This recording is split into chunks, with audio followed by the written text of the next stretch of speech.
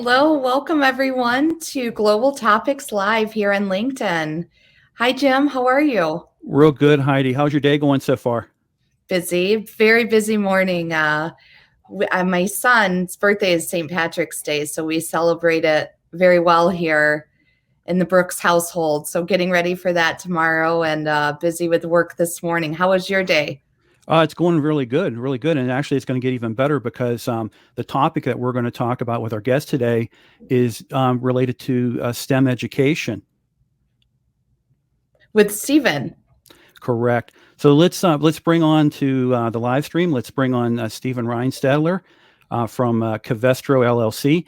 Stephen is the infrastructure coatings market manager. Welcome, Stephen. Welcome, Jim and Heidi. How are you today? Real good, real good. And a welcome to the studio, maybe. All those folks out there listening. Could I get a hey, you? Well, that's kind of lame. I couldn't hear you there. Sorry. That was not lame. Loved it. Loved it. They're listening. Exactly. They're listening, and they can also respond by posting questions and also to comments into the stream feed as well. So, Stephen, as let's do this as the infrastructure coatings for Covestro. What do you focus on in your market position there? Yeah, my main job, we'll call it my main job, right? The everyday job is really getting the word out about high performance coating systems that are used in the built infrastructure. They're typically used because they're higher durability, they're longer lasting, they have certain sustainability aspects to them.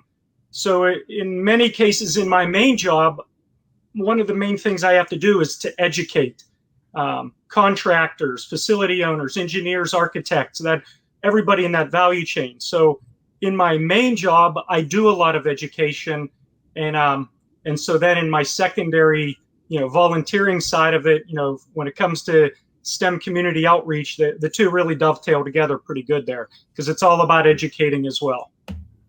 Very good, very good. For those watching this live stream who have limited or no knowledge regarding STEM education, what is it? Yeah, so it's an acronym, right? We've got an acronym for everything. Yeah, I've been with Covestro, or one of our names, for 32 years, and about a year after I started doing this outreach, this community outreach. At the time, MOBE, that was our name back then. We had this community outreach to help bring up the science literacy in the United States and abroad. And this was meant to be not just students, but everybody. It's totally inclusive of a kindergartner all the way up to a 50-year-old person. The idea of bringing up that science literacy was very important. And so, 31 years ago, I started doing this. I guess you could argue that probably a lot of these science concepts weren't even invented 31 years ago, maybe. No, I'm just kidding. And even back then, we didn't call it STEM. We didn't have an acronym for it. We actually called it science, technology, engineering, and mathematics, right? But in our acronym world, we've shortened that to STEM. And it's really meant to be those more science or engineering type professions or related topics.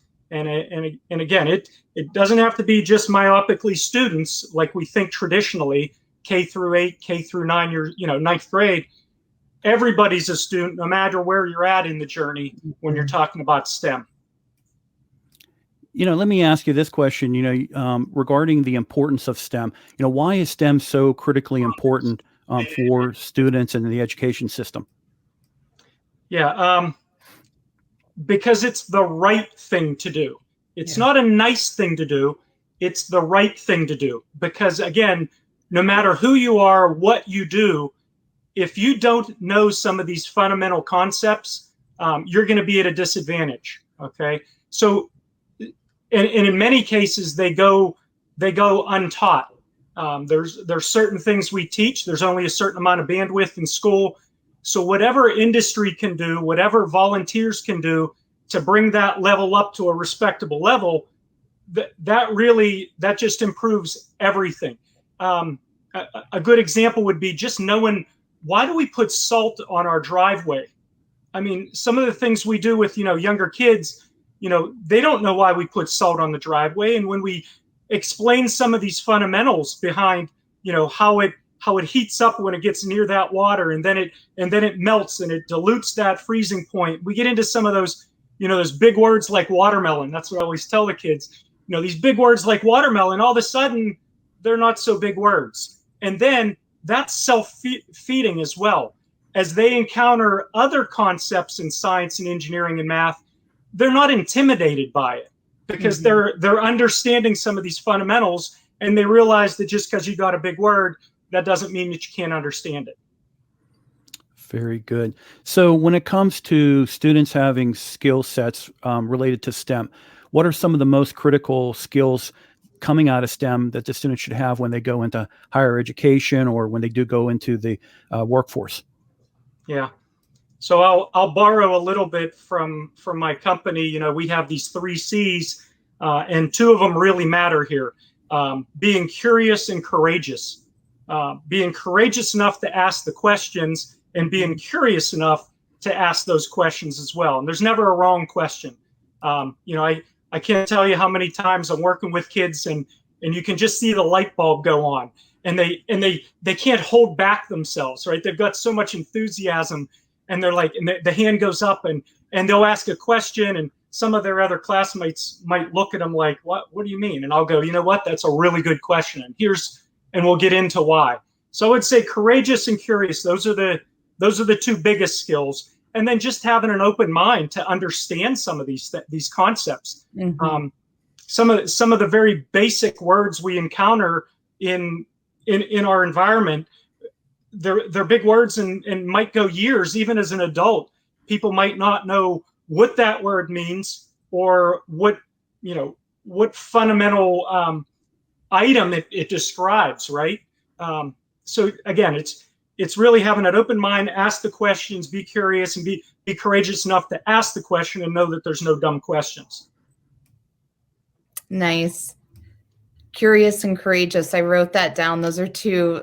My daughter's very inquisitive, so those are 2 words to use to phrase her. Good. How does a student get into the STEM program? Well, what's really good is that when we started doing this a million years ago, when rocks were young, there wasn't a lot of awareness around STEM, right? Mm-hmm. So there was reading, arithmetic, right? We were going through those normal things. So back then we kind of had to invent as we went along. And how did we bring them along, and how do they get involved? Well, it was usually by inviting a scientist in, or an engineer in, or someone into the classroom, and they'd take over the class that day and do some hands-on science, or do some demonstration, and that would get the kids jazzed up. But anymore, there's a lot more rigor and structure around this STEM education, and at every level. Like I said, from kindergarten all the way up through academia, there's a lot more exposure to this STEM education. In the lower grades, it might involve having certain modules that are available to teachers now, where they can demonstrate a certain concept, a certain science or engineering concept. I'll put a plug in for AMP. AMP has their C kits. In the C kits, students can see how corrosion happens. There's a lot of different experiments. You can put a positive and negative wire on a nail in some salt water, and all of a sudden you can speed up that corrosion, right? Gives corrosion engineers hives to watch that experiment. But so now what they're doing is they're getting inundated. They're getting exposed to a lot of these concepts. That's where they're taking those 30-year-old concepts of reading and arithmetic, and they're really fleshing those out a little bit more myopically, a little bit more specific to the whole STEM idea, right? Very good. When it comes to the use of the mind and the use of technology, how does STEM create a balance between both? You just spoke about it a little bit. How would you say that balance is achieved? Yeah. Now, so if you think about the definition of STEM, the acronym, right? You've got science, technology, engineering, and mathematics, and they work hand in hand. Wherever you can get hands-on happening, that's definitely an easier way to learn. Absolutely. So years ago, the industry sponsored a study that was done by the National Science Foundation, NSF, and sponsored a study to say what is the best way to reach and what's the best time to reach students. Again, students is a very inclusive term, right? Any age. Mm-hmm. And what came out of that study from the NSF years ago was two things. You got to catch them early, and you got to make it fun and interactive. So really, when you start thinking about talking to the guidance counselor in 10th or 11th grade at a school and saying, hey, we'd like to send some people in to kind of get these kids jazzed up about getting into the STEM area, that, I'm sorry, that's kind of too late. What you got to do is you got to get them jazzed real early, kindergarten, first, second grade. I do a lot, as you can imagine, with 2020, the way it wasn't a lot of being able to go into the classrooms and do stuff. So we had to do it digitally, right? So just like we're talking right now, I worked with a lot of the different teachers to do hands-on experiments live with the students, right? So there's where technology really facilitates that. But catching them early and really making it fun and interactive, that hands-on, that was really the two deliverables out of that NSF report. So that's really what you need to target, and then you continue that. And folks that know me, one of the things that I always say is, I don't think I'm gonna get any kid just by talking to them once. They're gonna become some STEM professional, right? It's all about little nudges. And in this process, if you start a K or one first grade or second grade, you're giving them little nudges to try to get them to think a certain way or to understand certain things. And it's just cumulatively those little nudges that get them on a path. I'll tell you a little story. When I started doing this, like I said, 31 years ago, I was going out and I was going into the classrooms and doing these hands-on experiments with the kids and doing demos. And then about 10 years later, I went to a customer, an actual coatings customer, and I walked in, and the president of the company was walking me down a hallway, and we were walking past some of the lab doors, and I hear, Mr. Reinstadtler. And I had never been to this customer before in my life. And I kind of wondered, okay, well, that's my name, and that's not a real common name, so I would imagine they're talking to me. And the gentleman comes walking up to me from the lab, and he's got a little white lab coat on, and he says, "You're Mr. Reinstadtler, right?" And I said, "Yes, as long as you're going to ask me something good." And he goes, "Yeah, I thought so." He goes, "You came into my 6th grade class, and we did demonstrations. We did the GAC experiment." And I went, I was blown away. I was like, "Wow, how did you remember that?" And they were like, Yeah. "Well," he said, "I remember doing the GAC, component A and component B and mixing them together and all that." I said, "Oh, well, that's awesome." I said, "So you work here?" He goes, "Yeah." And he said, "I'm a chemist here in the lab." Well, you can imagine the tears, right? Absolutely. Started to well up, and the hair on the back of my neck started to raise up, and I'm going, "Oh wow, this is wicked crazy," right? Here's a kid that I interacted with in 6th grade, and he's in his 20s now, and he's here as this chemist, and all that can flash through your head is little nudges, little adjustments, right? Putting that message in multiple different little places that brings up that awareness, right? Now's a good, that's what I was just going to do. Now would be a good time to ask. Brandon, a viewer, said, what will it take to get guidance counselors, the gatekeepers, to embrace technical education as a viable career versus the traditional 4-year path? Brandon, excellent question, because again, in my normal everyday job, I encounter this all the time, right? Years ago, there was a real shortage of that 4-year college path or the 6 or 8-year college path in STEM, right? Mm-hmm. So there was a lot of focus put onto it at that time. So we've started that pathway. We've got this in place. But I would argue that I probably don't know how to float concrete very well. I don't know how to sweat a fitting very well. And good Lord, don't have me try wiring your house. Okay. So when you think about those professional trades, what we need to do is we need to extend STEM. Again, STEM's not selective, right? These STEM concepts can benefit any of those professions, whether it's a 4 or 6 year or 8 year college degree, or it's a professional trades degree or a professional trade certificate program. All of these concepts, they totally make sense that you want everybody, those folks as well, to understand these STEM concepts. I think, and as long as you pitch it that way to the guidance counselors, I really think that's the way, that this is an extension of what's going on right now. This isn't anything new. This is an extension of it. And you know, I just saw the other day, an organization consultant firm called Mercer Consulting. They just put out a thing that said, you know, as we recover from the pandemic, those same limitations are going to kick in that we had pre-pandemic. And what those limitations are in the infrastructure market is a shortage of skilled trade professionals. So we definitely need to focus on that. That's absolutely what we need to do. And again, a plug for the AMP program. I chair the Emerge student outreach program, the newly formed, you know, with the new AMP.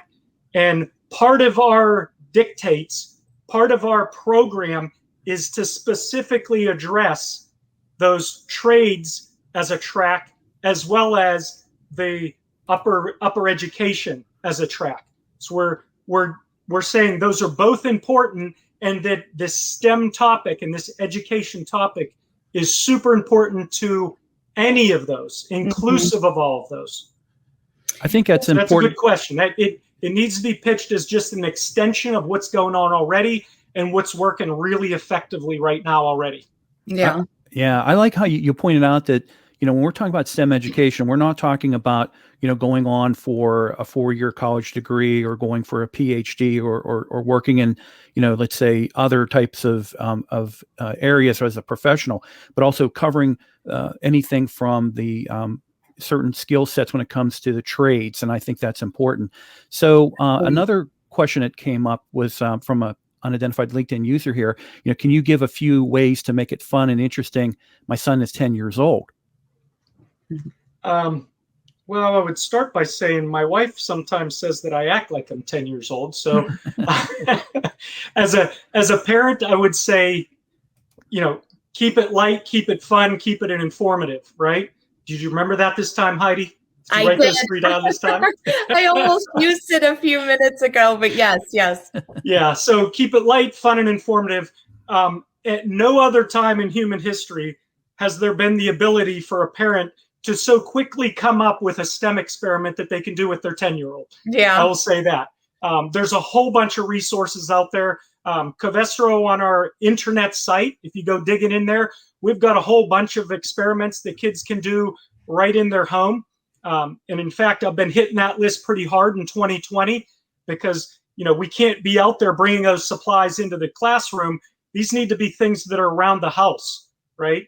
So a good example of one, I'll give you one right here. You got a second? Can I go over one right now? Is that okay? Okay, so if you bear with me, we're going to talk about something, a little science experiment here, okay? So what we're talking about here is a polymer, right? So you can tell your 10-year-old, this is a polymer. This is a spherical polymer device, also known as a balloon, right? So if I blow that balloon up and tie it off, I've put certain stresses in that polymer, right? So I've got a kind of a North Pole and South Pole, and I've got the equator. And if I take a sharp stick, anybody know how this is going to end? Yeah. So if I take that sharp stick and I go where this polymer is stretched out really tight and stressed, what's it going to do? Our hypothesis is it's going to break, right? And it broke, right? But then what you can do is amaze your friends and your 10-year-old. Because what you're going to do is take another balloon, you're going to tie that off, and you're going to explain that with polymers, you have stressed, but you have relaxed areas. Just like in coatings, just like in sealants in the infrastructure. And I use this a lot, this example here, to teach a lot of contractors about elasticity, elastomeric. So instead of going in here, what I'm going to do is I'm going to look for that south pole. And if I do it right, you'll see that I can actually go in the bottom and come out the top. And we introduce a very important scientific term here. Can you repeat after me? Shish kebab. Shish kebab. And it isn't a fake term, fake one. So that's one example that you can, and there's dozens and dozens of these. You can do water fireworks that use vinegar, oil, and food coloring. You can do color chromatography that uses black ink pens, a coffee filter, and a cup with water in it. There's a lot of these really easy examples that, again, fun, light, fun, and informative, right? And it blows their mind, and they go, "Oh, that's really cool." All of a sudden, science is fun, and these things are fun to do.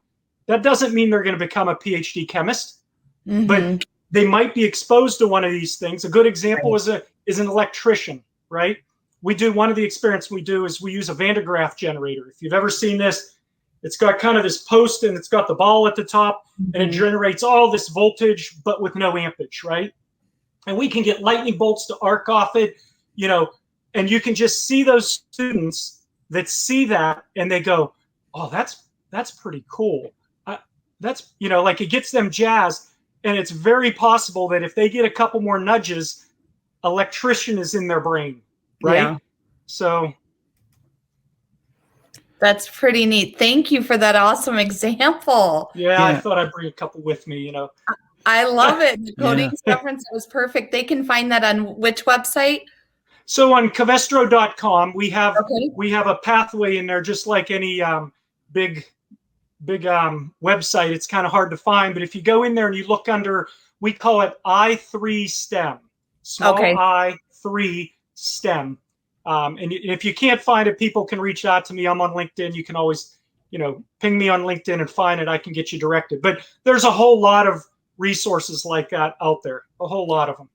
Yeah, I was going to say, my wife actually has, with our children, she had a book that it had all these different things that you can do. And to your point, make it fun, make it interesting, make it exciting. I remember as a young kid, probably the most favorite memory I have is making the volcano. Right. Yes. And, you get to make the mud, and then you get to use it, and you get to get the chemical reaction going. But it kind of teaches you a lot because you're actually physically doing something and seeing the result of your effort and everything like that. So, these STEM program activities are so critical. When you look back at that, Jim, now in retrospect, right, hindsight, you look back on that, that was one of your many nudges, right? That was one of your many nudges. I'll share with you one of my biggest nudges that got me into chemistry. And again, it was 6th grade. Mr. Arthur Smith was my science teacher. Remember him vividly. Can't remember too many of my other teachers' names, but I remember Art Smith because one of our projects we did was during the winter time, we built model rockets. These were the anywhere from a foot to 3 foot tall model rockets. We built those and we learned about aerodynamics. We were budding Elon Musks, right? Although Elon probably wouldn't wanted me to be building the SpaceX rockets, because then when springtime came, we went outside, and one of the big events in the spring was we launched these rockets. A lot of science related, right? We had a device that as the rocket went up, it had a pendulum on it, would follow the rocket up, and then it would stop, and it would tell you how many feet in the air it went, right? So everybody's launching the rockets, and mine got on the pad, and we were doing it out in this field outside of school, and my rocket went up, it went down, blew hot flames into the dry grass, caught the field on fire, and several fire trucks and everything had to show up because this field was on fire. At that point, that was my little nudge, and I went, "What? This science stuff this is cool. I want to get involved in this." So everybody's got their little nudges. Maybe some nudges are a little bit bigger than others, but So yeah, I think Elon would rather me as a passenger going up, not designing those rockets. So. You learned a valuable lesson: cause and effect. Yes, I sure did. I remember as a young boy trying to make my own kiln inside of my garage. And luckily the garage was detached from our home, and I almost set the garage on fire because I decided to use for the fuel source gasoline. And I remember dragging the hose and my stepfather saying, you set a fire inside here, didn't you? I'm like, don't worry, I got it covered. And my mother popped in and was literally screaming because the whole wall was on fire with the hose spraying it. So again, cause and effect. Nothing's more of a chemistry motivator than fire, right? Exactly. These things you do when you're young, but if you do it under STEM, you're learning a valuable life lesson. Stephen, what an amazing conversation we've been having. And kind of closing out this stream, is there anything that we didn't talk about that you would want to leave with the viewers? I guess the important thing, the important concept of, and it came up a little bit as we went through, that science is really inclusive. That we shouldn't be looking at it as a standpoint of we need to focus on this group or that group, or the trades versus folks who are going to go on to college. The term that I just love, the concept that I love is this is a non-zero sum game. Keep that in your mind. This is a non-zero sum game. We don't lift somebody up or try to focus on something at the expense of something else. What we need to do is, whether it's the trades, whether it's those going on to college, whether it's the 30 or 40-year-old switching professions, or the second grader, all of those are included in this STEM education topic. And if you focus on all of them, it ends up being a non-zero sum game, and you end up with something better, not just zero, right? I think that's really the concept we need to make sure we're thinking in everything that we do. Perfect. Well, Stephen, I thank you so much for this opportunity to have a conversation with Heidi and myself. And for those who are interested in reaching out with Stephen, I will make sure in the post I will have your profile link. And then the other thing too is this streamed episode, what I'll do is edit it up and also put it on my YouTube channel, and also put this back out onto LinkedIn so people can watch it as an archive, and then also watch it off my YouTube channel as well. Stephen, thank you so much. Thank you. Thanks for having me. Yeah, appreciate it. Great opportunity to get the word out. Hey, have a great day. All right. We'll see you. Bye-bye. Bye-bye, Stephen. So, very good. Heidi, any closing thoughts before we get into stream? No, I think that was a great conversation. I really, one of the reasons I enjoy co-hosting is I love to learn.